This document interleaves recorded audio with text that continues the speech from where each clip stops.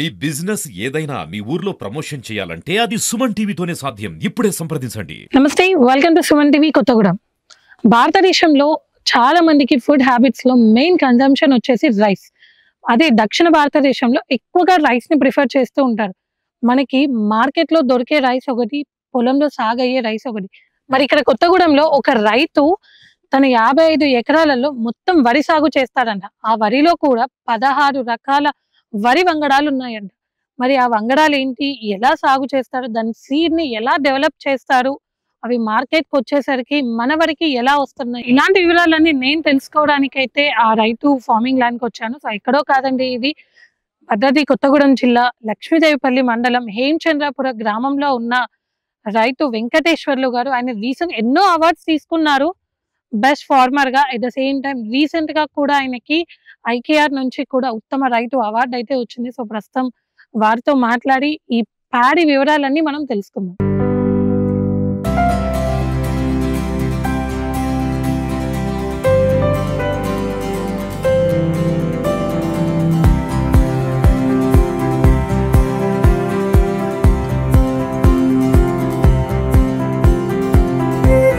So ప్రస్తుతం నేను ICAR award గ్రహీత రైతు వెంకటేశ్వర్లు గారితో ఉన్నాను.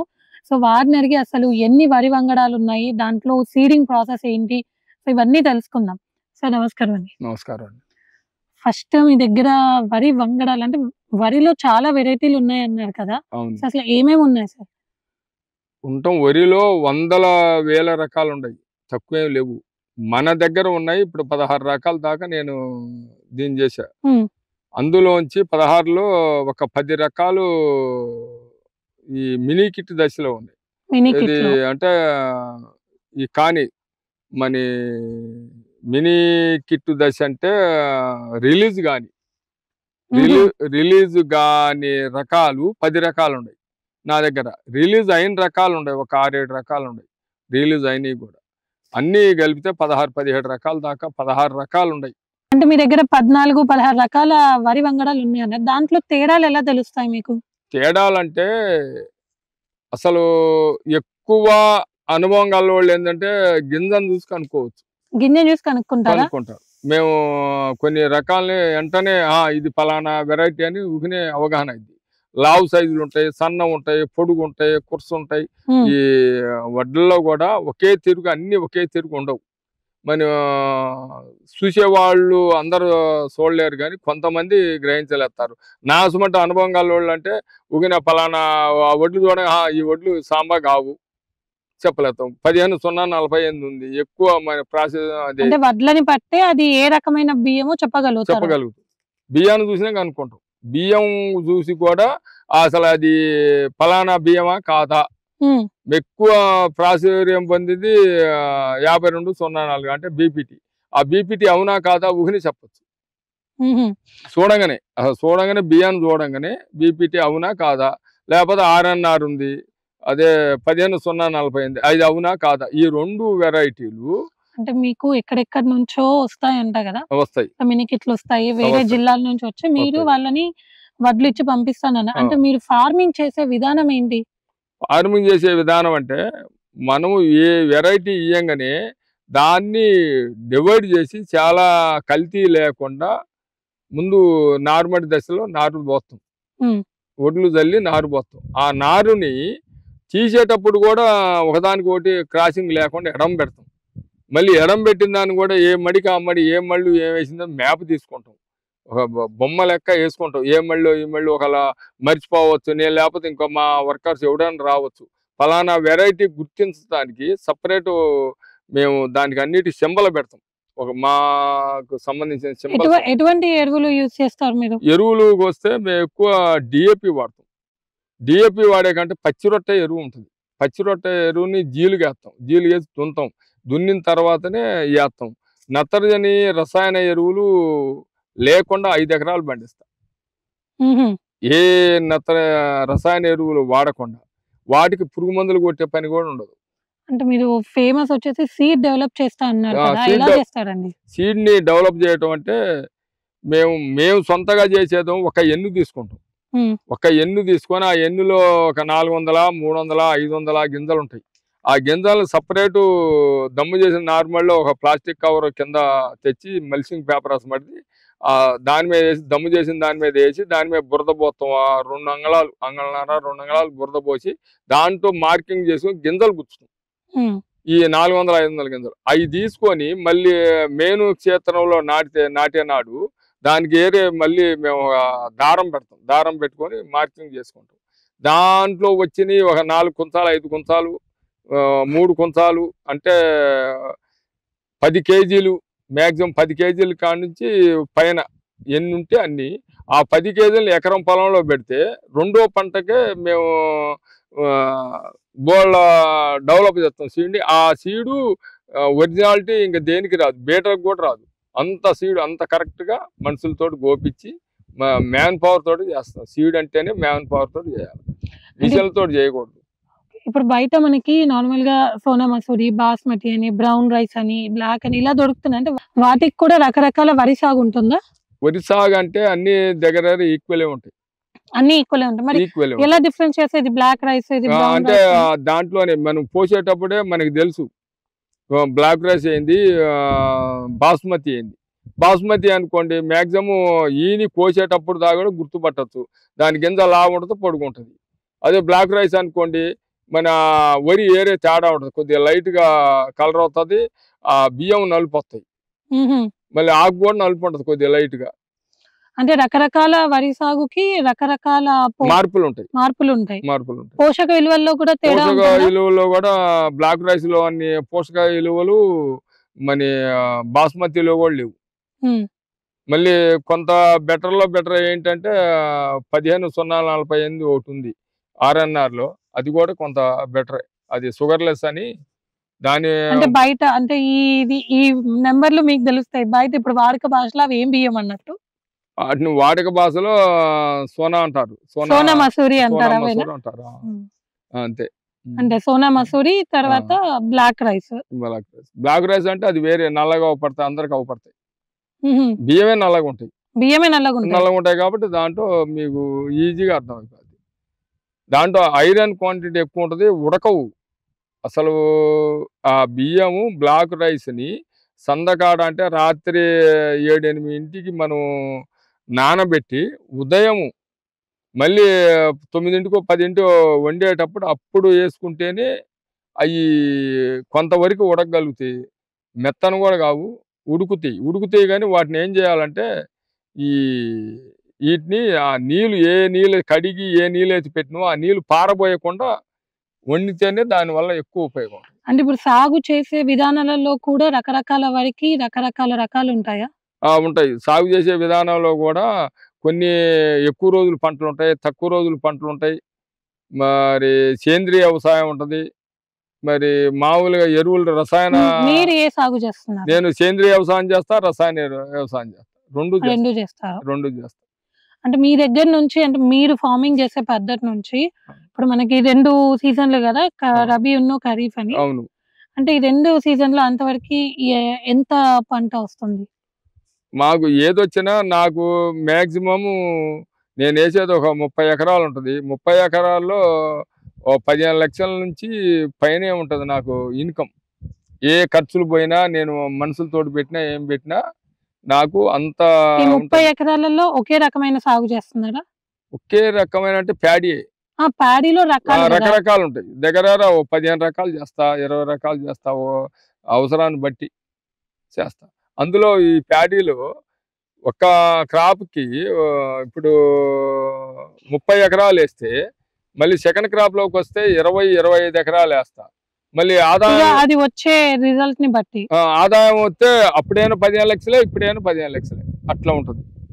అంటే ఇప్పుడు ఈ వరి చాలా మంది మనం చూసినట్లయితే 2 రోజుల క్రితం కూడా నేను ఎక్కడో చదివాను, పంట రాక చాలా మంది సూసైడ్ చేసుకుంటారు. మిరపకాయ వ్యవసాయం చేసే వాళ్ళకే ఎక్కువ నష్టాలు. ఈ ప్యాడీ వ్యవసాయం చేసే వాళ్ళకి అసలు నష్టం ఉండదు, అధిక లాభం ఉండదు, అసలు నష్టం అనేది ఉండదు. గవర్నమెంట్ మార్కెట్ని బట్టి ఇయే కానీ దాంతో ఉండదు. అంటే కమర్షియల్ క్రాప్స్ తీసుకుంటేనే ప్రాబ్లం. ఇప్పుడు మిర్చి వేసారనుకోండి, వాళ్ళు లక్షలు ఖర్చు పెట్టాలి, 1 ఎకరానికి 2 లక్షలు ఖర్చు పెట్టాలి. మనకి 4-5 లక్షలు రావాలి. టమాటా వేసారనుకోండి, టమాటా కూడా ఓ 2 లక్షల దాకా ఖర్చు అయింది. అంటే ఇప్పుడు ఇంకా వేరే వాళ్ళు వరి సాగు చేసే వాళ్ళకి మీరేమైనా టిప్స్ ఇస్తారా? ఇలా చేస్తే మనకి ఇంత ఆదాయం వస్తుంది. అంటే ఇంత పంట చేతికొస్తుంది అని అలా ఏమైనా టిప్స్ అంటే ఉన్నాయా? అంటే మా రైతులకి మేము నిన్న కూడా ప్రోగ్రామ్ రైతు సదస్సు అని కేవీకేలో పెట్టారు. ఆడ కూడా మేము ఏంటంటే మాక్సిమం భూమిని మనం రక్షించాలి. హ్మ్. మేము అనేది ఏంటంటే భూమాత అంటాం. భూమాత. భూమి అనే ఉదాహరణ కంటే భూమాత అంటే తల్లి. అవును. మాకు తల్లి ఏంటంటే తల్లి మన పిల్లల్ని ఏ రకంగా మన పోషించి పెద్ద చేసిందో అదే రకంగా భూమాతలో ఉన్న మొక్కని మనం ఆ విధంగా ప్రేమించాలా. దానికి ప్రతిరోజు పొలం కాడికి పోవాలా, చూసుకోవాలా. రసాయనిక ఎరువుల్ని ఎంత ఉధృతి తగ్గిస్తే తక్కువ ఒకేసారి కాకపోయినా పచ్చిరొట్ట ఎరువుతోటి వీటితోటి కాంప్లెక్స్ ఎరువు వేసుకొని ఒకేసారి వేయాలి. కాంప్లెక్స్ ఎరువు కూడా 2-3 దప్పాలు వేస్తారు. అసమంటి అన్ని ఖర్చులు, అధిక ఖర్చులు.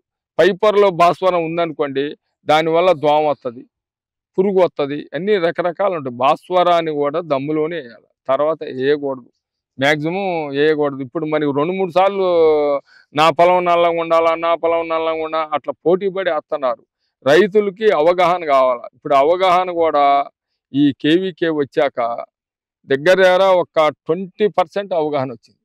20% వచ్చి ప్రతి గ్రామంలో తిరుగుతున్నారు కేవీకే నుంచి. చాలా వరకు మార్పు అంటూ స్టార్ట్ అయింది. అందరూ సేంద్రియ వ్యవసాయం చేయాలా, మన ఇంట్లో మందమైన తినాలా.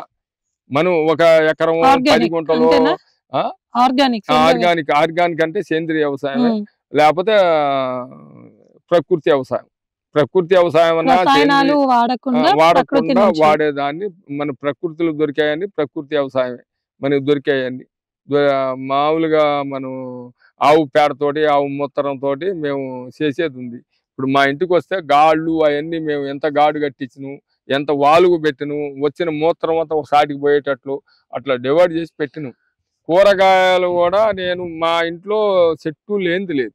మా ఇంట్లో బొప్పాసు ఉంది, నేరేడు, మారేడు, మరి అరటి, బొప్పాసు, జామ, ములక, ఉసిరి, అట్లా గుమ్మడి, బోడకాకర, అట్లా అసలు మా ఇంట్లో అది పొట్లకాయ అట్లా అసలు నాకు ఈ వెరైటీ మా ఇంట్లో లేదు అనేది లేకుండా అన్ని మెయింటైన్ చేసి అన్ని చేస్తాను. డైరెక్ట్ చూడగానే సీడ్ లో గుర్తులు తెలుస్తాయి, సీడ్ ఏ సీడ్ అనేది తెలుస్తుంది అన్న కదా. ఇప్పుడు మీ పంటలోనే ఒక సీడ్ ఉందండి, సరే మాకు చెప్తారా అసలు ఏ సీడ్ అది? అంటే బయటికి వచ్చేసరికి ఏ రైస్ అవుతుంది అనేది. పన ఏంటి, పన అంటారు వీటిని. ఈ ఎన్నుల్లో ఏంటంటే ఈ గింజను బట్టి ఇది 6 15-0-48. అంటే ఇవి చిన్నగా ఉన్నాయి, చిన్నగా పొడుగుంది, సన్న ఉంది. వీటిలో గింజను బట్టి కనుక్కుంటాం మేము. అందరు కనుక్కోలేరు. రైతులకి కొద్దిగా మాక్సిమం ఎక్కువ మంది రైతులు గుర్తిస్తారు. ఇంకొకటి ఉన్నది, ఏరే వరికి దీనికి అంటే లావు ఉంటాయి, సన్నాలు ఉంటాయి, మరి పొట్టు మందం. ఇవి మా వరకు వచ్చేసరికి అంటే బయట బియ్యం కొనుక్కునే వాళ్ళకి ఏమంటారు? బియ్యం కొనుక్కునే వాళ్ళు 6.5 కిందనే పోతాయి. మీ దగ్గర ఒరిజినల్ సోనా మసూరి ఉందా ఇప్పుడు? ఇప్పుడు ఒరిజినల్ సోనా మసూరి అయితే ఇప్పుడు ప్రస్తుతానికి లేదు, కానీ ఇది ఉంది, బీపీటీ అని 1638 ఉంది. చూపిస్తారా? చూపిస్తా. ఇవేం వడ్లండి? ఇవి కేపీఎస్ అంటే కంపాసాగర్ వాళ్ళ సీడు మినీ కిట్ దశలోనే ఉంది. 10,631 ఈ సీడు. ఈ అతి సన్నం ఉంటది, ఈ అన్నిటిని తట్టుకుంటది. ముందు ముఖ్యంగా ఈ దోమని, ఈ పురుగుని తట్టుకుంటది. అంటే డెవలప్ అయ్యే దశలో ఎటువంటి ఇబ్బంది లేకుండా తట్టుకుంటది. తట్టుకునేది ఇప్పుడు తట్టుకుంది ఫస్ట్ ఇయర్ లో. అంటే ఇప్పుడు మీరు చూపెట్టిన వాటికి దీనికి చాలా తేడా ఉంది. తేడా ఉంటది. బియ్యం పెద్దగా ఉంది, గింజ ఊహినే అర్థమైంది, మీకు కూడా అర్థం. ఎక్కువ చిన్నగా ఉన్నాయి, సన్నగా చిన్నగా ఉన్నాయి. వాటికి వీటికి తేడా ఉంటాయి. ఇగో ఈ గింజకి ఆ గింజకి తేడా. ఇంకా వీటికంటే 6.5లో ఇగో 15,048కి వీటికి వాటికి ఇదే తేడా. రకరకాల వరికి రకరకాల రేట్లు ఉంటాయి మళ్ళా. రేట్లు కూడా దాంట్లో బియ్యాన్ని బట్టి క్వాలిటీ ఉంటుంది. ఆ క్వాలిటీ రావడానికి కారణం ఏంటంటే ఒక సీడు ఒక క్వాలిటీ వస్తుంది. సీడే క్వాలిటీ వస్తుంది. సీడే 15,048 ఉంది, దాని క్వాలిటీ హై క్వాలిటీ అంటారు. అట్నే 52,04 ఉంది, అది బీపీటీ, అది హై క్వాలిటీ. అట్లా రకరకాలు ఉంటాయి. ఇవేంటంటే ఇవి వేరేనా మళ్ళీ? ఈ 15,048 అండి. ఇవే 15,048 అంటే ఇప్పుడు మనం చూసిన దానికంటే కొంచెం చిన్నగా ఉన్నాయి ఇవి. ఈ పొడుగు ఎక్కువ పడుతుంది. దానికంటే కాదు కానీ ఇప్పుడు పొడుగు పడుతుంది. ఇది కూడా పొడుగు పడుతుంది. మనం ఫస్ట్ చూసిన దానికి బ్యాలెన్స్. ఫస్ట్ చూసిన దానికి కొంచెం ఉంది, ఇప్పుడు చూసిన దానికి కొంచెం చిన్నగానే ఉంది. అది దాని వేరు, ఇది వేరు. ఊహే కనుక్కోవచ్చు. గింజని బట్టి కూడా పోషక విలువలు ఉంటాయి. గింజని బట్టి, బియ్యాన్ని బట్టి కూడా పోషక విలువ ఉంటాయి. ఇప్పుడు RNR లో ఉన్న పోషక విలువలు మామూలు వాటిలో ఉండవు, కొన్ని రకాల్లో ఉండవు. స్టీమ్డ్ రైస్ అంటున్నారు. స్టీమ్ అనేది దానికి ప్రత్యేకత ఏం లేదండి. స్టీమ్ అంటే స్టీమ్ ఇస్తారు వాళ్ళు. వడ్లని స్టీమ్ ఇచ్చి బియ్యం తయారు చేస్తారు. ఆ బియ్యం అంత టేస్ట్ గా ఉండవు, అంటే మంచిది కాదు. దాంట్లో మనకు పోషక విలువలను కూడా కోల్పోతాం. కొన్ని పోషక విలువలు కోల్పోతాయి, అందుకని అంత కరెక్ట్ కాదులేండి. అది ఇప్పుడు ఏదో బీపీటీ అన్నారు, అవేంటి రైస్? 52,04 బీపీటీలో 52,04. బీపీటీ అంటే బాపట్ల వాళ్ళు తయారు చేశారు. ఎప్పుడో మీరు బుట్ట మునుపు తయారు చేశారు ఆ సీడు. ఇవాళ వరకు దాని క్వాలిటీ పడిపోలే, దానికి విలువ పడిపోలే. ఉంటాయి.